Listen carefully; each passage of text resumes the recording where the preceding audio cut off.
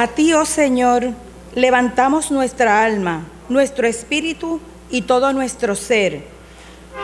Tú, que por tu Hijo Jesús nos redimiste, tú, que por tu misericordia nos salvas, tú, que nos acompañas en el camino, a ti sea la honra, el honor y la gloria por siempre. Nos hemos congregado para rendirte honor a ti y a tu Hijo Jesucristo. Recibe de tu pueblo la alabanza y la adoración. Saludos, hermanos. Es motivo de gozo poder congregarnos en esta casa de Dios para comenzar la semana buscando primeramente su rostro y agradecer sus bondades. Somos dirigidos en oración por el hermano Carlos Pérez. Buenos días, hermano. Dios les bendiga. Amén. Que la paz de Dios sea con ustedes. Amén. Oremos. Padre Santo, Padre bueno, Señor. Gracias, Señor, en esta mañana hermosa, Señor. Gracias por ayudarnos a levantarnos de nuestras camas, Señor. Gracias, Padre, por la salud. Gracias por la enfermedad, Padre. Gracias porque un día nos caímos y tú nos levantaste, Señor. Gracias porque tú has sido misericordioso con nosotros, Padre. Gracias por este día, Padre. Sigue bendiciendo esta isla, Padre, y aún más en estos días de elecciones, mi Dios. Bendice a cada persona aquí presente y a los que están de camino, mi Dios. Bendice también, Padre, a Evelyn, Señor, que estará dirigiendo este culto para ti, Señor. Y también bendice a nuestro pastor, Padre, que traerá la palabra tuya para beneficiarnos a nosotros, Señor. Padre, sigue bendiciendo, cuidando y protegiendo a tu amada iglesia, Señor. Bendice a tu país, bendice a mi país, Padre, Puerto Rico, y a las naciones, mi Dios, en medio de esta pandemia. Ahora, Señor, todo lo que se haga aquí será para tu honra y gloria, Señor. Todo esto te lo pedimos en el dulce nombre de tu Hijo Jesús. Amén. Amén. Busquemos en nuestra Biblia el Salmo 27 para leerlo antifonalmente. Cuando lo tengan, digan amén. Jehová es mi luz y mi salvación. ¿De quién temeré? Jehová es la fortaleza de mi vida. ¿De quién he de atemorizarme? Cuando se juntaron contra mí los malignos, mis amistades y mis enemigos, para comer mis carnes, ellos tropezaron y cayeron. Aunque un ejército acampe contra mí, no temerá mi corazón. Aunque contra mí se levante guerra, yo estaré confiado. Una cosa he demandado a Jehová, esta buscaré, que esté yo en la casa de Jehová todos los días de mi vida, para contemplar la hermosura de Jehová y para inquirir en su templo. Porque él me esconderá en su tabernáculo en el día del mal, me ocultará en lo reservado de su morada, sobre una roca me pondrá en alto. Luego levantará mi cabeza sobre mis enemigos que me rodean, y yo sacrificaré en su tabernáculo sacrificios de júbilo, cantaré y entonaré alabanzas a Jehová. Oye, oh Jehová, mi voz con que a ti clamo, ten misericordia de mí y respóndeme. Mi corazón ha dicho de ti, buscad mi rostro, tu rostro buscaré, oh Jehová. No escondas tu rostro de mí, no apartes con ira a tu siervo. Mi ayuda has sido, no me dejes ni me desampares, Dios de mi salvación. Aunque mi padre y mi madre me dejaran, con todo Jehová me recogerá. Enséñame, oh Jehová, tu camino, y guíame por senda de rectitud, a causa de mis enemigos. No me entregues a la voluntad de mis enemigos, porque se han levantado contra mí testigos falsos y los que respiran crueldad. Hubiera yo desmayado, si no creyese que veré la bondad de Jehová en la tierra de los vivientes, todos. Aguarda a Jehová, esfuérzate y aliéntese tu corazón. Sí, espera a Jehová. Dejamos con ustedes a nuestro pastor José López Ríos, quien expondrá la poderosa palabra de Dios. Mis hermanos y mis hermanas, qué alegría poder saludarles en esta mañana del Señor. Qué bueno que estamos aquí reunidos. La primera palabra que tenemos antes de comenzar con la expresión bíblica es esta: cuídense. Por favor, tomen todas las precauciones posibles durante este tiempo. Mucho lavado de manos, evitar a toda costa ir a lugares que no son necesarios, porque no solamente está en juego nuestra vida, está en juego la vida de muchas personas que queremos y amamos. Y pues sería muy triste, ¿verdad?, que por circunstancias que pudiésemos controlar pueda suceder esto. Así que, por favor, una vez más, cuídense, distancia física, no abrazo, no beso, mucho lavado de manos, ¿verdad?, y todas las demás precauciones. Bueno, hoy terminamos el ciclo del estudio de las bienaventuranzas. El próximo domingo pues, tendremos otro tema. Hoy vamos a leer en el capítulo 5 y en el versículo 11 del Evangelio de Mateo, donde está escrito esta bienaventuranza.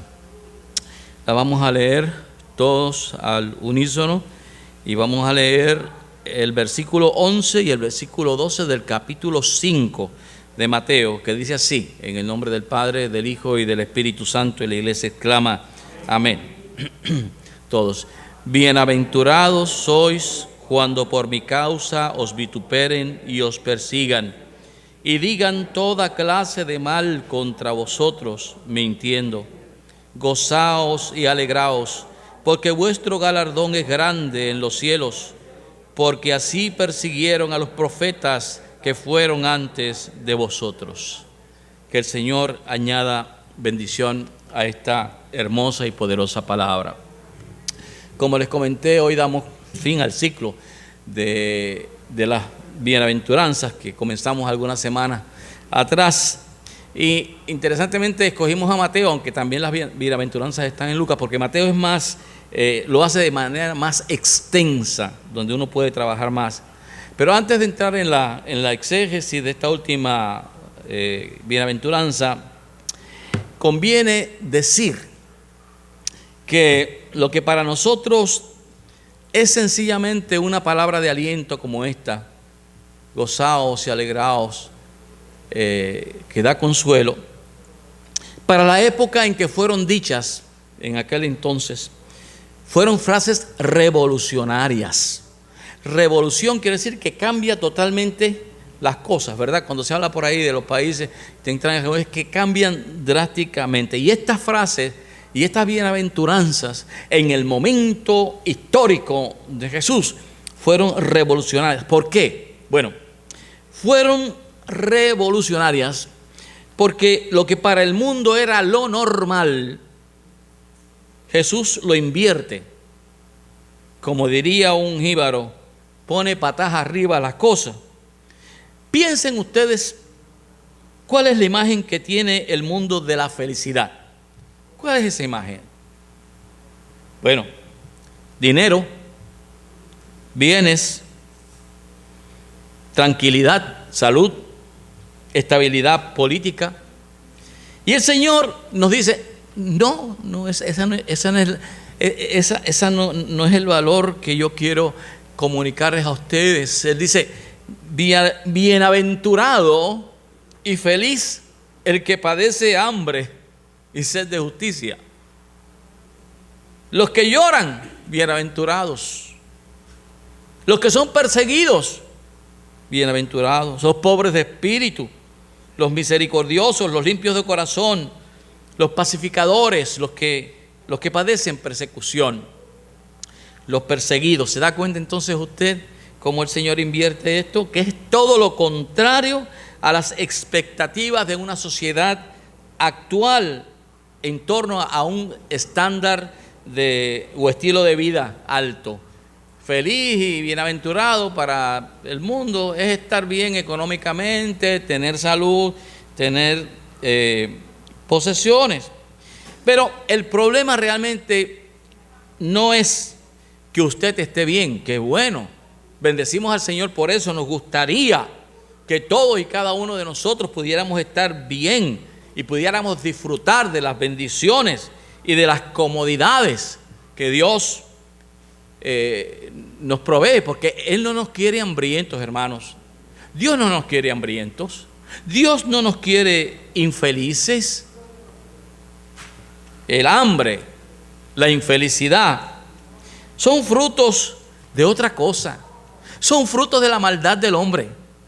Son frutos del egoísmo. Noten, por favor, que el actual estado económico que vivimos, globalmente hablando, no es producto de la escasez de alimentos o falta de trabajo. Hemos tenido noticias de cómo los cuartillos de leche se botan al mar y un sinnúmero de productos se botan para mantener un precio alto. Aún siendo nuestros funcionarios de Cámara y Senado, que hace muchísimo tiempo lamentablemente han sido personas en entredicho por sus manejos, ¿no? No todos. Hay mucha gente honorable, honrada y seria en el gobierno, pero hay otros que se las traen, y eso para todos los colores, ¿no? Pero no son ellos realmente los responsables directos del actual estado de cosas. Es la avaricia, es el egoísmo, ¿saben de quién? De banqueros, de los bancos, de los inversionistas al más alto nivel, que en su afán de ganancia se han llevado por delante a las industrias, a los bancos, a las corporaciones y hasta el mismo gobierno. Es decir, que en esta pandemia, en este momento tan difícil que estamos viviendo, como nunca antes ha habido dificultad y falta de seriedad, transparencia y de honradez, pero realmente cuando vemos el macro, cuando vemos las cosas a nivel global, tenemos que despertar del mundo chiquitito que tenemos para reconocer que son las grandes corporaciones multinacionales las que controlan el mundo de una manera terrible. Quien manda hoy en el mundo es el Dios dinero. Ese es el que manda. O como la Biblia dice, el Dios mamón, así le llama a la Biblia. Pero este tema lo vamos a dejar en otra ocasión. Lo importante aquí es saber que la bienaventuranza de ser perseguido, la bienaventuranza de ser vituperado y todo lo demás es cuando lo seamos por causa de Cristo y su palabra. Es decir, que esta bienaventuranza es para aquellos que se sacrifican por Cristo, que son perseguidos por Cristo, que por alguna razón, por luchar contra la injusticia, son perseguidos, son llamados bienaventurados. Y esta bienaventuranza que corona a las demás es dicha para que aquellos que sufren por causa del Evangelio, Dios nos dice, si te sacrificas por mí, eres bienaventurado. Y es que nos olvidamos, mis hermanos y mis hermanas, de nuestra visión última. Nuestra visión última debe ser eterna. Nuestra visión última no debe ser meramente terrena de 70 u 80 años. Y en verdad, a los cristianos no nos gusta que se nos recuerde lo que Jesús dice en cada uno, lo que Jesús dice en términos de que cada uno de nosotros debemos cargar nuestra cruz y seguirle. No nos gusta que se nos recuerde que las comodidades terrenales son temporales y que si nos aferramos a ellas sin pensar en el pobre, sin pensar en el sufrido y sobre todo sin pensar en el perdido, no tendremos recompensa en los cielos porque ya la hemos recibido aquí en la tierra. Eso es lo que el Señor dice, que es por y a través de la cruz que obtenemos redención. Entonces, si los valores del reino no son los valores del mundo, debemos admitir que el gran peligro que constantemente corremos los cristianos y la gran tentación que se nos presenta es creer, como algunos predicadores modernos lo hacen, que ya no hay tal cosa como la enemistad entre el mundo y la fe. Sí la hay. Es natural que sin el conocimiento que proviene de Dios, pensemos que los placeres, el estar bien, el no enfrentar problemas, el evadir responsabilidades y olvidarnos de nuestra salvación eterna es normal. No es normal. No lo es. Lo que la Biblia nos dice es que no puede haber resurrección de nuestro espíritu si no cargamos responsablemente nuestra cruz. Cuando el Señor anuncia su muerte, en Mateo 16, 21, dice que desde entonces comenzó Jesús a declarar a sus discípulos que le era necesario ir a Jerusalén y padecer mucho de los ancianos, de los principales sacerdotes y de los escribas, y ser muerto y resucitar al tercer día. Dice la Biblia que entonces Pedro, tomándolo aparte, comenzó a reconvenirle diciendo: Señor, ten compasión de ti, en ninguna manera esto te acontezca. Y nos dice la Biblia que él, volviéndose, dijo a Pedro: quítate delante de mí, Satanás, me eres tropiezo, porque no pones la mira en las cosas de Dios, sino en la de los hombres. Entonces Jesús dijo a sus discípulos: si alguno quiere venir en pos de mí, niéguese a sí mismo y tome su cruz y sígame, porque todo aquel que quiera salvar su vida la perderá, y todo el que pierda su vida por causa de mí la hallará. Bendito sea su nombre. Solo dos cosas debo decir aquí, mis hermanos. Ante la tentación del desierto, que leemos Mateo y Marcos la relata, pero particularmente Mateo capítulo 4, dice la palabra que al ser tentado por Satanás, Satanás quiere decir adversario, el Señor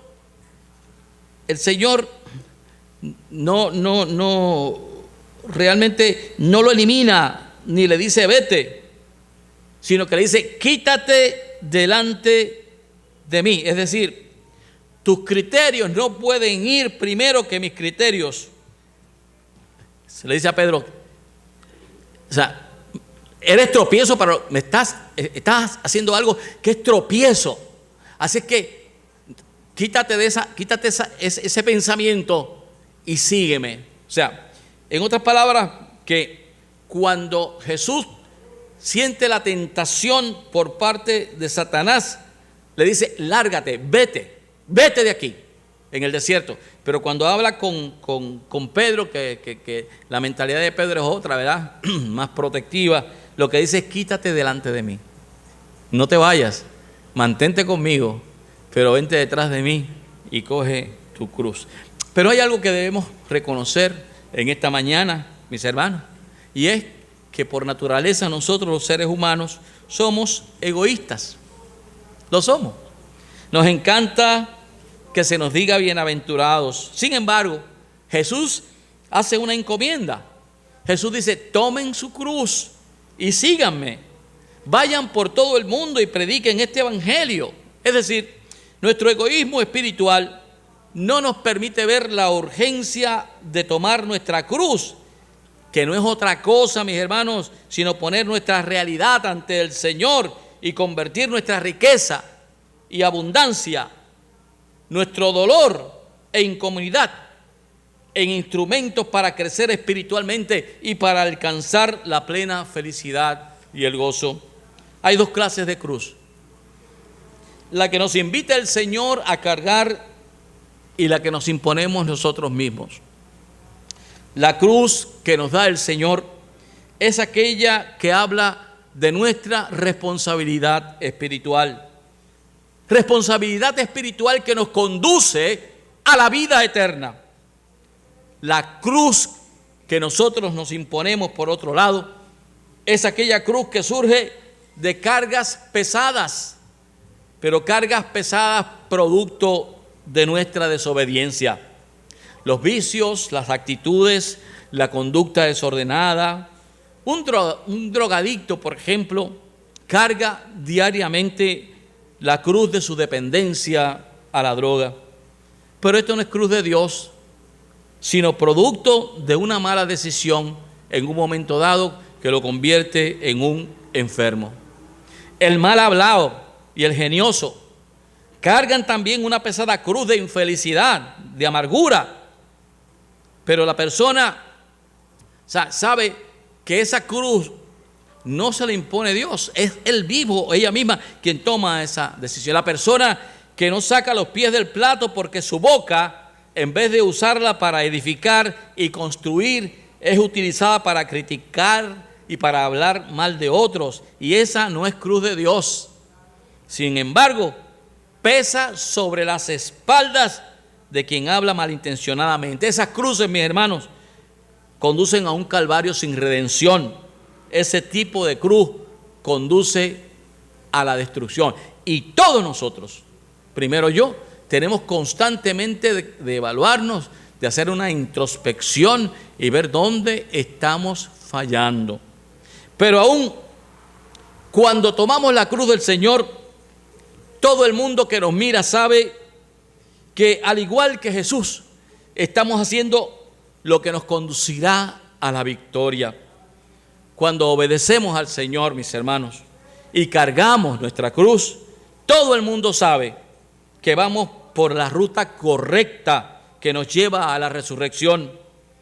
Y llevar nuestra cruz es otra manera de vivir en testimonio constante, de haber sido transformados por la palabra y por predicar y por comunicar a otros lo que es seguir a Jesús. La tragedia de algunas personas es que no vemos esa cruz dada por Dios en ningún lado. No olvidemos que nuestra cruz no es otra cosa que nuestro testimonio. ¿Cómo actuamos nosotros ante las adversidades? ¿Cómo actuamos nosotros ante las dificultades? La reacción nuestra, ese testimonio, es en base a la cruz que nosotros cargamos, como dice el Señor. Nuestra cruz debe inspirar a otros a seguir al Señor. Conozco personas que han pasado por caminos muy pedregosos, pero lejos de desalentar a uno, usted las escucha hablar y las inspira y le da ganas de seguir al Señor, aunque estén pasándola mal. Pero cuando no asumimos nuestra cruz, la de Jesús, las consecuencias no se hacen esperar. Aún en medio de nuestras tragedias personales, mis hermanos, si las ponemos en las manos del Señor, somos inspiración para muchos.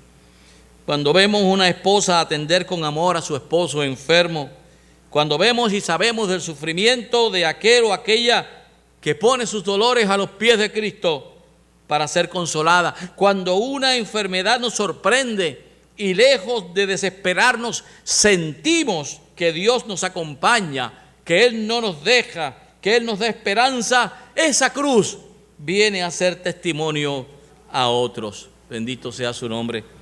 La tragedia de nuestros días es no ver la urgencia de compartir nuestro testimonio y dar a conocer el poder de Dios en nuestras vidas. No invitamos a nadie a la iglesia.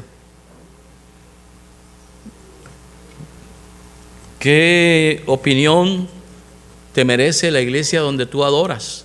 ¿Es una buena iglesia? Pues invita. Y hay dos razones por no invitar a la gente a la iglesia. Primero, o el vecino sabe de qué pata cojeamos y no tenemos autoridad moral y espiritual para ello, que viene a ser una cruz fatula. O nuestra indolencia espiritual nos hace declarar que no nos importa la salvación de nadie. La cruz del Señor, mis hermanos, nos capacita para demostrarle al mundo que estamos en la voluntad de Dios, que no hay dicha más grande que ver a los nuestros guiados al Señor por un testimonio que inspire a otros a seguir a Jesucristo. Pero noten, mis hermanos, por favor, que la cruz de la cual nos habla Cristo va a revocar los cimientos del infierno y habrá reacción violenta contra nosotros. Entonces es que entendemos esta última bienaventuranza cuando dice: bienaventurados son cuando por mi causa les vituperen y les persigan y digan toda clase de mal contra ustedes, mintiendo. Es decir, mintiendo. Y yo me pregunto, ¿qué he sufrido yo? ¿Qué he sufrido yo por la causa de Jesús?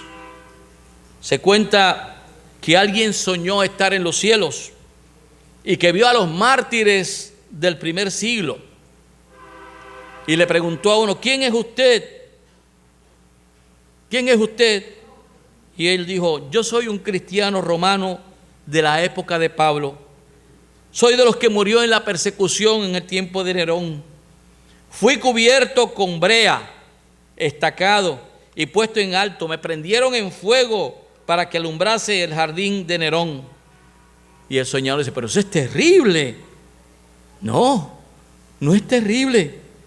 Yo estuve feliz porque hice algo por mi Señor Jesús. Sabes que Él murió en la cruz por mí. Entonces pasó en ese sueño y vio a otro y le preguntó lo mismo: ¿quién es usted? Y él dijo: hace 100 años estoy en el paraíso, pero vengo de las islas de los mares del sur. Unos misioneros me hablaron de Jesús, lo recibí en mi corazón y por ello la tribu mató a los misioneros, me apaleó hasta pensar que estaba muerto, y el otro día cuando me encontraron me dieron un golpe en la cabeza, me cocinaron y me comieron. Y el soñador dice: pero eso es terrible también, comentó el otro. No. Los misioneros me dijeron que Jesús fue crucificado y muerto por mí. Entonces, luego, ambos le preguntaron al que soñaba: ¿y tú qué hiciste por el Señor? Ahí, dice la persona: desperté y pensé en el dinero que he gastado en cosas vanas. Pensé en la ropa de moda.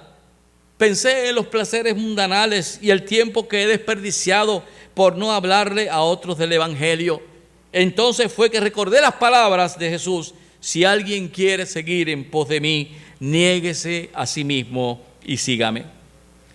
Somos y seremos bienaventurados cuando gozosamente nos sacrifiquemos por el Señor. Como ven, esta palabra hoy nos puede llenar de vergüenza, en cierta manera. Al saber que realmente nos llamamos cristianos, pero solo de nombre.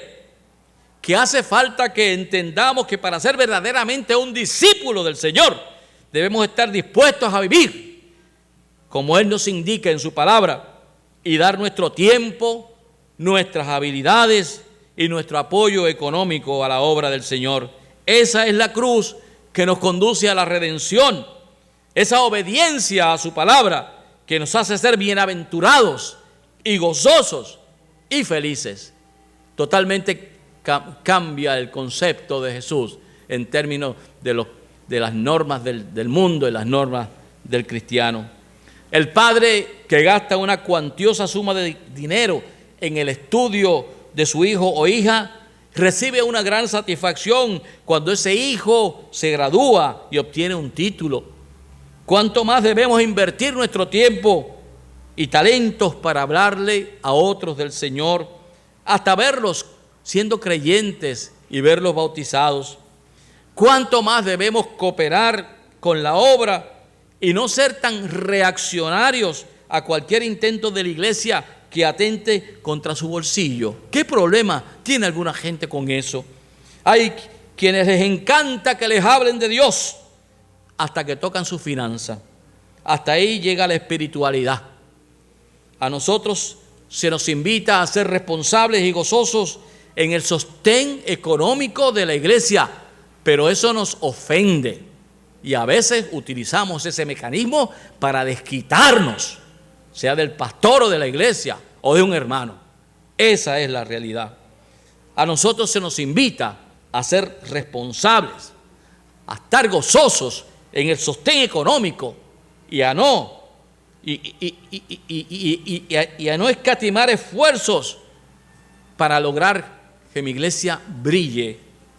Yo todavía no entiendo algunas cosas. Sin embargo, por otro lado, las llamadas iglesias de la prosperidad, sus promotores duermen a la gente con cancioncitas, con frases, con la tergiversación de la palabra, y son adormecidos para dar económicamente, y lo hacen con un aparente gozo, porque para ellos es una inversión. Se espera que aquí en la tierra le den 100%, se les manipula con movimientos de aquí y de allá, se les entretiene con danzarinas, con embelecos cúlticos que no tienen nada que ver con nosotros. Nosotros no somos judíos, somos cristianos. No son pertinentes a nuestra vida neotestamentaria, que es de gracia. Ahora resulta que hay cuerpos de danzarinas.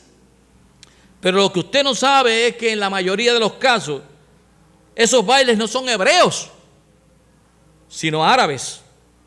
Cuando la audiencia no responde inmediatamente, ¿qué hace la gente o el que está a cargo? Se le invita a dar un aplauso a Cristo.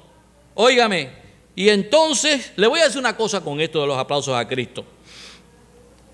Es natural que nosotros expresemos regocijo y alegría y que sintamos contentamiento cuando algo sucede en medio de nuestra iglesia, una buena noticia, cuando nos sorprende alguien cantando hermosamente, un hermano canta, un hermano alaba. Pues mira, la respuesta natural a eso es que aplaudimos y no hay nada malo con eso, porque es una manera de expresar, ¿verdad?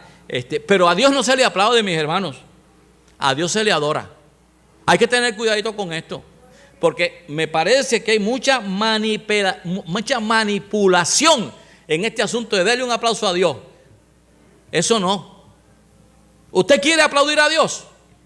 ¿Usted quiere aplaudir a Dios? Mire, cada vez que visite a un enfermo, eso es un aplauso a Dios. Cada vez que actuemos con mansedumbre ante el ataque del enemigo, eso es un aplauso a Dios.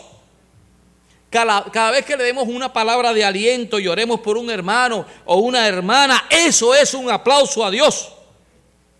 Cada vez que dominemos nuestro temperamento y evitemos decir esa palabra malhiriente, eso es un aplauso a Dios.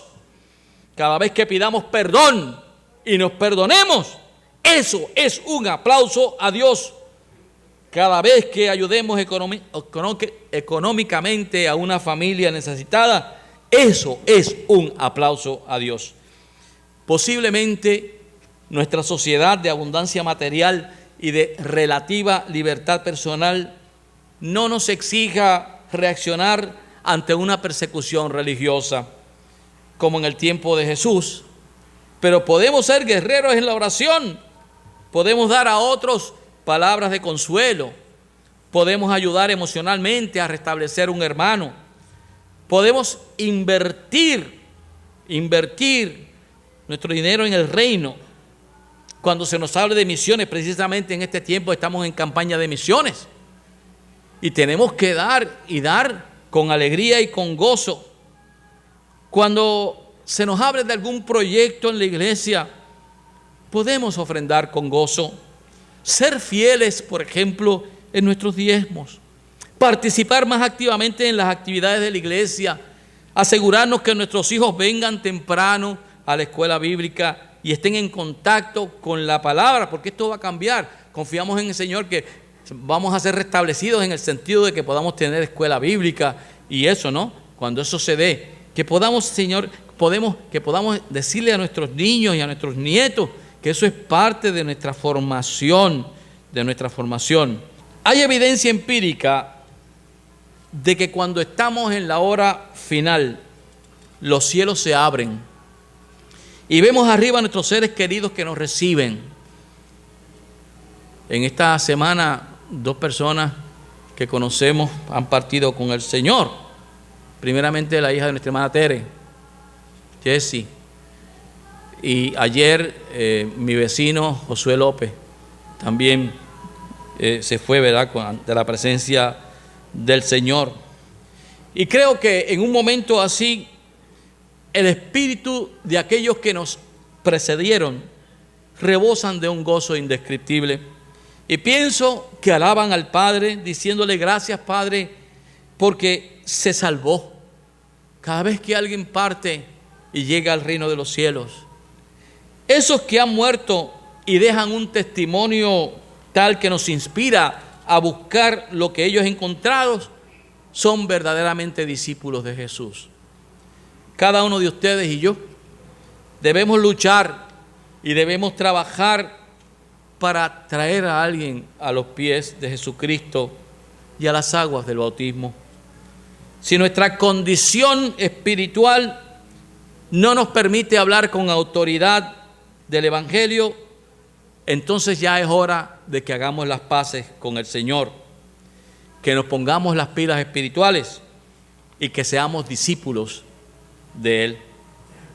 Las iglesias que yo conozco que han crecido no lo han hecho por su pastor, sino por sus miembros.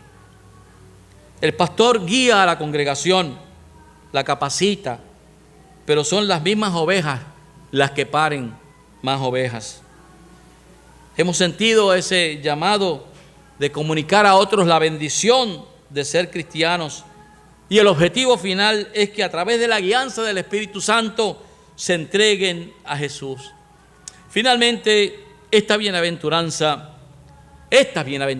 todas son la manera en que el Señor prepara a sus discípulos, la manera en que el Señor consuela a sus discípulos y la manera en que el Señor advierte a sus discípulos, pero todas y cada una de ellas se dan en función de la encomienda hecha por el Señor a ellos. Prediquen la palabra. Estas bienaventuranzas son para ustedes que habrán de sacrificarse y que habrán de cargar mi cruz para bendición de otros. De manera que pidamos con todo nuestro corazón que podamos ser llamados bienaventurados, porque hemos predicado la palabra más allá de nuestros dolores, más allá de nuestras limitaciones, y que tengamos la capacidad de mirarnos por dentro, de ser honestos con nosotros, de ser honrados con nosotros y decir, hay que apretar esta tuerca que tengo suelta, tengo que mejorar en esto, tengo que mejorar, porque eso es lo que nos conduce a imitar a Cristo. Así que, hermanos, terminamos las bienaventuranzas diciendo que fueron dichas en un contexto donde era muy difícil predicar el Evangelio, pero lo hicieron y gracias a ellos estamos aquí. Ahora, a esta generación nos toca también a nosotros bendecir a Dios y predicar. No es ponernos en una esquina a las 7 de la noche a quitarle la paz a los vecinos, eso no es. Es el contacto personal, hablar y que nuestra cruz que cargamos sea el mejor testimonio para eso. Ahora les invito, mis hermanos, a tener un tiempo de silencio, un tiempo de introspección, porque vamos a participar en esta mañana de la Santa Cena. Y pido a mi compañero y hermano en el ministerio, al acercarnos a tu divina presencia, oh Padre Celestial, en esta hora, después de haber escuchado los cánticos, las alabanzas, haber escuchado tu palabra a través de tu siervo, nos preparamos, oh Padre Celestial, para estar en la mesa contigo. Y te pedimos en esta hora, oh Dios amado, tú que todo lo sabes, que todo lo conoces, que analices nuestros corazones, que en esta hora al presentarnos delante de ti, oh Dios amado, a través del pan, a través del vino, oh Padre Celestial, Señor, compartimos contigo esa sagrada mesa, pero sobre todo con la esperanza de que un día tú regresarás nuevamente a levantar tu iglesia. Prepáranos en esta hora, bendícenos, guárdanos, oh Dios amado. Si en algo te hemos ofendido, Señor, en esta hora, perdónanos. Perdónanos porque somos indignos pecadores. Y hay algunas veces que no podemos ni presentarnos delante de ti. Pero tú eres un Dios que desde el Génesis, oh Dios amado, nos habla de tu amor y de tu misericordia. Y en esta hora, bajo esa gracia, en esta hora, aclamamos a ti. Te lo pedimos en Cristo Jesús. Amén. Amén, amén y amén. La palabra del Señor, queremos asegurarnos que todos los que están aquí presentes tengan la forma y la copa, ¿no? La pequeñita copa para que podamos comulgar en esta ocasión. Dice la palabra porque yo recibí del Señor lo que también les he enseñado, que el Señor Jesús, la noche que fue entregado, tomó pan y habiendo dado gracias, lo partió y dijo: tomad, comed, este es mi cuerpo que por ustedes es partido, haced esto en memoria de mí. Comamos, hermanos. Aquella tarde oscura, aquella tarde de dolor, nuestro Señor derramó su sangre preciosa por ti y por mí. Por eso es que decimos en esta mañana: asimismo tomó también la copa después de haber cenado, diciendo: esta copa es el nuevo pacto en mi sangre. Hagan todas las veces que la bebieran en memoria de mí. Tomemos, hermanos. Esa sangre redimió al mundo. Esa sangre te redimió a ti. Y esa sangre es la que limpia todos nuestros pecados y nos hace ser justificados ante el trono de la gracia. Sabemos que hay mucha necesidad, mucho dolor, preocupación, inquietud en medio de nuestro país y de nuestro pueblo. Sabemos que en 2 días nuestro país irá a las urnas a elegir los candidatos que ellos creen que son los mejores para los cargos que se presentan. Oramos en esta mañana para que Dios nos dé sabiduría a nosotros, los residentes de este país, y también a las autoridades, que todo marche conforme el plan de Dios. Pero quisiera saber, o sea, que estoy seguro que en medio nuestro hay alguna petición especial que usted quisiera presentar. Si quiere levantar su mano como confesión de que necesita oración, hágalo con toda confianza. Hágalo con toda confianza y vamos a orar en este momento al Señor. Padre bendito, estamos ante tu presencia. Hemos escudriñado tu palabra, que nos habla de cargar una cruz y de ser bienaventurados cuando somos perseguidos a causa del nombre de tu Hijo amado Jesucristo. En esta mañana te damos gracias por esa palabra que nos fortalece, que nos confronta, que nos revela tu propósito. Pero qué bueno es saber que tú eres Padre, que tú eres Hijo Redentor y que tú eres Espíritu Santo Consolador.